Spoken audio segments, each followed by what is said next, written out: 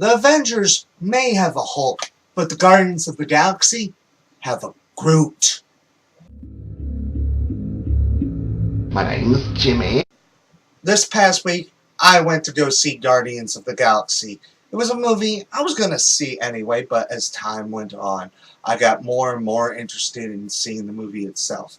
And I went in this movie to little to no expectations. Low to no expectations. I have to say, this movie was freaking awesome. It really was. I mean, this is not a superhero group that was set up for over years. I mean, we got an introduction on all 5 of these different characters in one movie. No extensive dialogue on these characters, so that's another good thing. No time is wasted with that. And the movie is well paced. I mean, there is no wasted time at all in this movie. And I was one of the people that had, I knew zip about them. But I didn't see them once before. But I had no information about them at all. But I think after seeing this movie, I kind of want to read the comics for them. But, this movie does some great stuff. One of the things is that this movie is funny as hell. I mean, you got good humor, no fart joke humor throughout the movie. And, good stuff as well. Especially some of the stuff with Groot. The movie, it brings in oldie songs. It's nice to see something other than commercials that we don't give a rat's ass about, to kind of bring in these oldies. And there was even one up towards the end. I started getting in the groove to wanting to sing with myself, because it was an oldie I have not heard in quite some time now. But this movie has a really great casting choice. First, you have Chris Pratt playing as the legendary outlaw himself, or at least in his own mind he is, Star-Lord.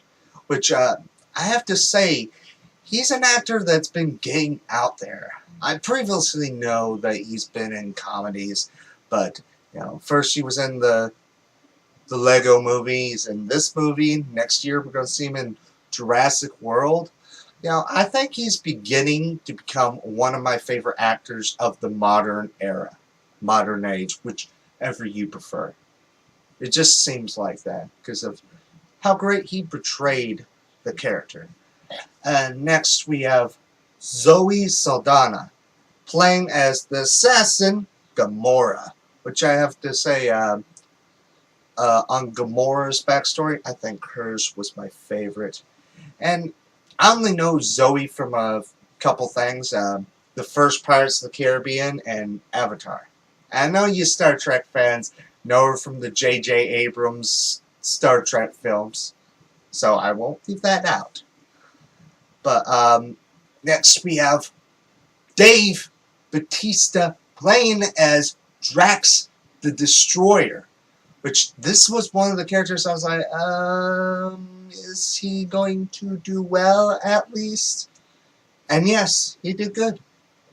It's kind of weird. The only thing he can portray well is a maniac. That's green. With red tattoos. Because Dave Bautista is not known for his great acting. I've only seen him in direct-to-DVD movies, and, usually in direct-to-DVD, not so much of acting. And plus, he was in the WWE, World Wrestling Entertainment, which, some can act, mostly they don't. Not bashing on anyone that likes watching WWE, but as actors, not that much of them, I would say, can act. But I have to say, he did surprise me with his acting. He portrayed Drax great, to be honest. Next we have Bradley Cooper, who voices Rocket Raccoon, which I have to say, this was another character I was like, I've never known him to voice anything. I wonder how he's going to do. And I have to say, he did pretty great as Rocket. And if I hadn't known it was him, I wouldn't have no clue who it would have been, because of how well he portrayed the character. And there's even some stuff with Rocket that are freaking hilarious. I sort of like his backstory, so he would probably be my third favorite when it comes to backstories. And then finally we have Vin Diesel, who voices as the Living Tree, Groot. Which I have to say, back when it was announced that he was going to be in a future Marvel film, rumors spread like a plague that, he's gonna voice Thanos, he's gonna be the Vision. No, he wasn't. He is Groot. And as that official announcement came, I hadn't known that he voiced the Iron Giant. But, I was a little kid back then, so I wouldn't have known that much of who he is. But I have to say, the stuff that involves Groot, it's just freaking hilarious. If you haven't seen it, check out the Groot stuff. But, this movie overall is a really great movie. And this is not a spoiler about the movie, period. It's no surprise that Thanos makes his first full-on appearance. And I have to say, he gave me the creepy chills underneath my skin. I mean, he gave me the goosebumps. When a villain can do that, yeah, you know how bad they are. And, I'm just looking forward to seeing what more they're going to do with Thanos. And hopefully, they're still on the track of my theory for Thanos in Avengers 3. Because he was teased at the end of the Avengers. Yeah, we thought, he's going to be Avengers 2 villain. No. But, I thought it was really cool, and I really liked the voice choice. Even though I've never seen this guy voice. I think it's Josh Brolin. I think that's his name. But, in this movie, you do see the Nova Corps, which is like, just think of it as the Green Lantern counterpart for Marvel. Except it doesn't look like they have powers, because they're using guns. But I would have to give Guardians of the Galaxy a perfect 5 out of 5. Reason being, it is really hilarious. It's got no wasted time. The actors, they have good chemistry with each other. Gosh, this movie is probably one of the best Marvel films ever that I've ever watched. And they did confirm a sequel for Guardians of the Galaxy. And mark your calendar for July 28th, 2017. Oh yeah. We gotta wait 3 years to see them. Yeah, and this movie does have a after credits scene, but I'm not gonna spoil it about you. It does not hint a future film. But it does bring in a Marvel character, which you may or may not like. I'm a person, I don't like being spoiled by after credits scenes, so I wouldn't spoil anyone about what it exactly is. I mean, because when it comes to after credits scenes, I'm like, no, not gonna watch any news about it, not gonna read.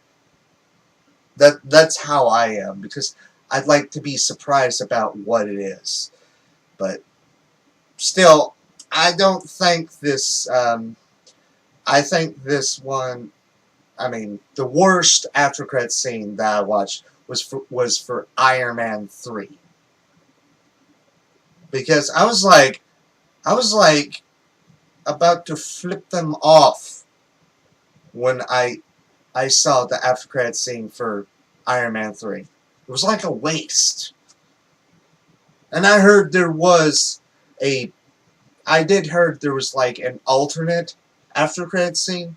I'm not sure. It was like something about he was getting a signal from outer space, kind of like hinting on the Guardians of the Galaxy. I mean, yeah, I just want to let you know. I mean, is this true or not? I mean, it's been a while since I read it.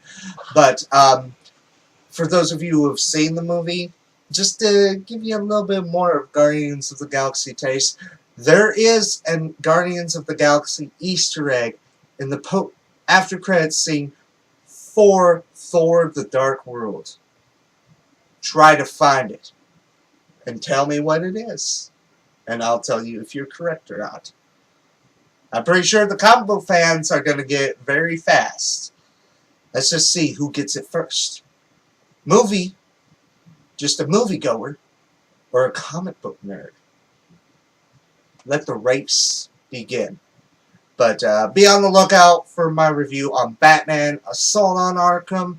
Let me know down in the comments below what your thoughts on the movie, and how excited are you for a sequel, or even Avengers 2, since we're on the category of superhero teams. But my name's Jimmy. Until next time, bye.